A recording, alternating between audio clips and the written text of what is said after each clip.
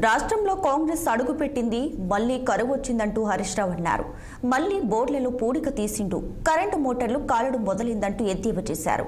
రాష్ట్రంలో లక్షల ఎకరాల్లో పంటలు ఎండిపోయాయని, ఓడ దాటినాక బోడ మల్లన్న అని కాంగ్రెస్ అంటుందంటూ అన్నారు. 6 గ్యారెంటీలని అమలు చేస్తామని కాంగ్రెస్ తెలంగాణ ప్రజలను మోసం చేసిందన్నారు.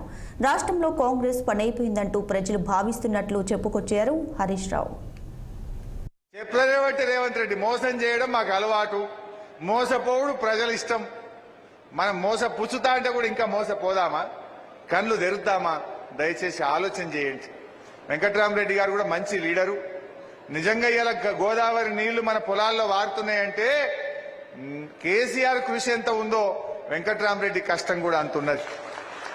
నేను కలెక్టర్ ఆఫీస్లో మీటింగ్ పెడితే ఒక్కొక్క నాడు రాత్రి 1 గంట 2 దాకా మీటింగ్ అవుతుండే.